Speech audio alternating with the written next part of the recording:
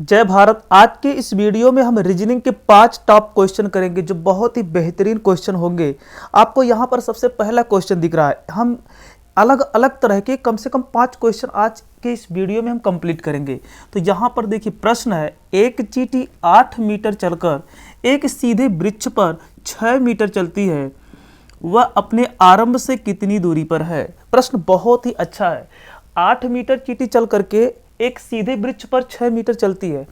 तो अगर हम ये मान लें कि ये धरती है और इस पर ये वृक्ष है, ठीक है, ये कितना दूर चलती है नीचे, तो पहले चलती है 8 मीटर, उसके बाद वृक्ष पर 6 मीटर जाती है, यहाँ पे 6 मीटर जाती है।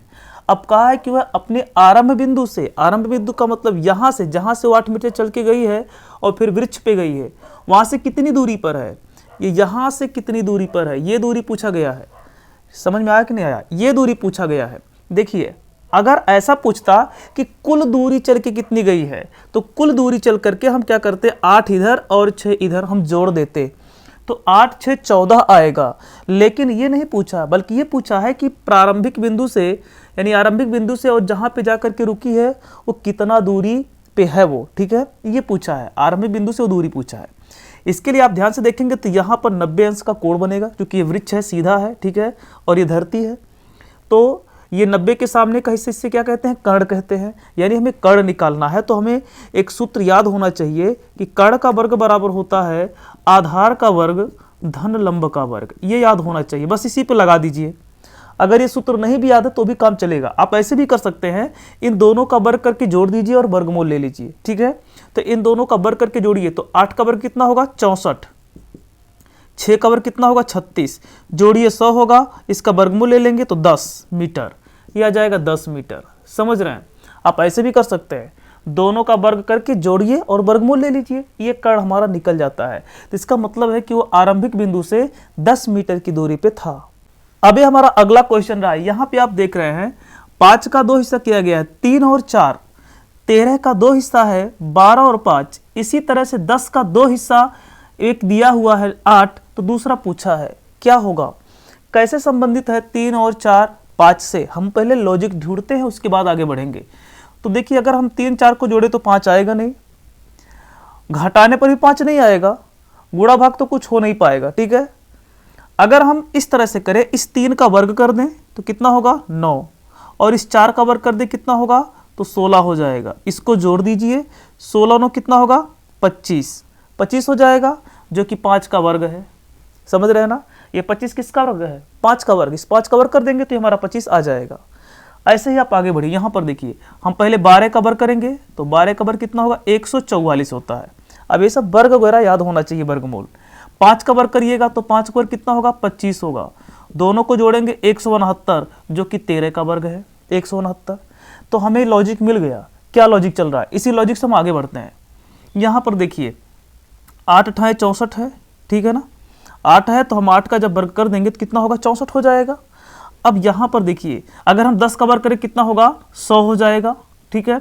और यहाँ पे 64 है, हमें जोड़ने के बाद टोटल 100 चाहिए, क्योंकि देखिए जो इसका वर्ग करने पर आता है ना वो नीचे आ रहा है, तो यहाँ पे 100 आया है, तो हम 64 में क्या जोड़े कि 100 होगा, तो हमें 36 जोड़ना पड़ेगा।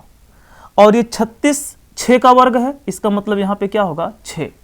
36 किसका वर्ग है, 6, तो यहाँ पे 6 रहेगा, तो यहाँ पे हमारा क्या आएगा, 6 आएगा। तो इस तरह से हम इस लॉजिक से आसानी से इसको ढूंढ सकते हैं। अब हमारा अगला क्वेश्चन रहा, यहाँ पर लिखा है माउस से हार्डवेयर का संबंध है, तो विंडो से संबंध किसका होगा, ठीक है, विंडो से किसका संबंध होगा, माउस का संबंध हार्डवेयर, यानी कि माउस एक हार्डवेयर है, हमें पता है ना, माउस कंप्यूटर चलाने में काम में आता है, माउस हार्डवेयर है। तो विंडो क्या है, सॉफ्टवेयर, हार्डवेयर, सीपीयू, मॉनिटर, क्या है इन चारों में से, तो हमें पता होना चाहिए कि यह एक सॉफ्टवेयर है। अगर थोड़ा बहुत आप कहीं सुने होंगे, सीखे होंगे कंप्यूटर, तो आप तुरंत पकड़ लेंगे कि विंडो एक सॉफ्टवेयर है, ये मॉनिटर नहीं है, हार्डवेयर और सीपीयू नहीं, सॉफ्टवेयर है। ये हमारा अगला सवाल रहा, बैल, शेर, गधा, इनमें से सबसे उचित वेन आरेख कौन सा बनेगा। आपको ध्यान से देखना है और ध्यान से देख करके आप इसका बताइए कि इन चारों ऑप्शन में से बैल, शेर, गधा का उचित सर्वोपरि सबसे अच्छा वेन आरेख कौन सा होगा। हम आपको थोड़ा सा टाइम देते हैं।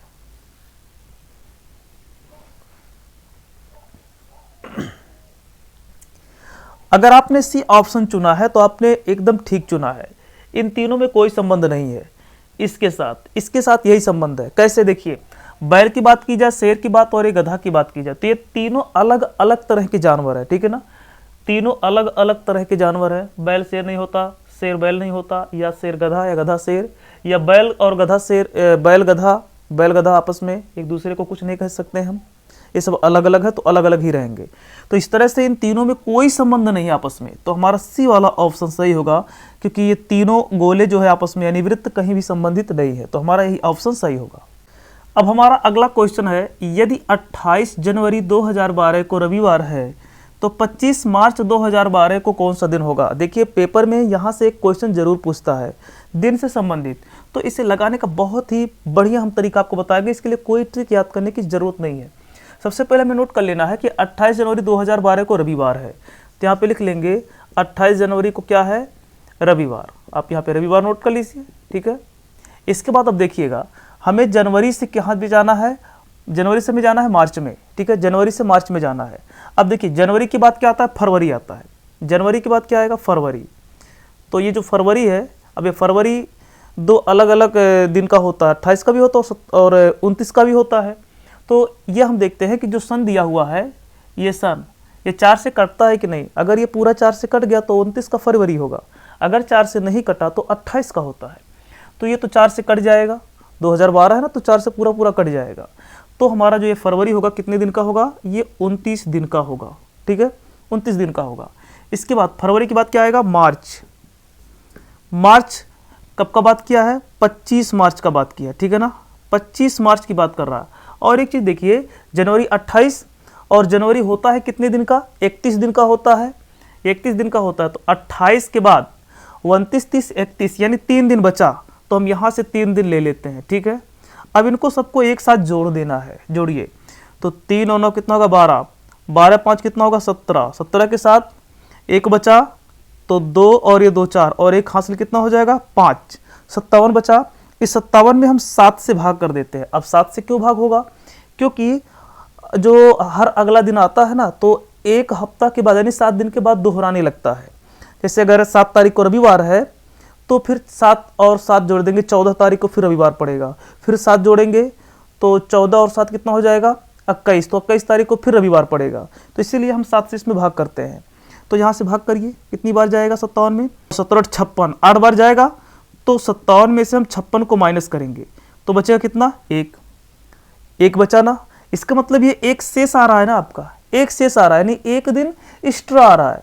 इसका मतलब है आगे बढ़ना है। अगर अतिरिक्त दिन ये 0 आता तब तो जो दिन यहाँ पे दिया रहता है ना, वही दिन होता है।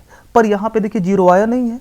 कभी भी ऐसा नहीं होता है कि हर बार शेष कुछ आवे 1 2 3 4, कभी कभी 0 भी आ जाता है। तो 0 जब आ जाता है तो कुछ नहीं करना रहता है कि जो दिन यहाँ पे दिया रहेगा वही दिन माना जाएगा। लेकिन अगर शेष आ गया 1 2 3 तो उतना दिन हम आगे बढ़ जाएंगे। तो जैसे रविवार है, शेष 1 आया तो एक दिन आगे बढ़ेंगे तो कितना होगा रविवार के बाद, सोमवार, ठीक है, सोमवार होगा। अर्थात 25 मार्च को कौन सा दिन होगा, सोमवार होगा। हमें आशा है कि आपको वीडियो अच्छा लगा होगा। वीडियो देखने के लिए धन्यवाद।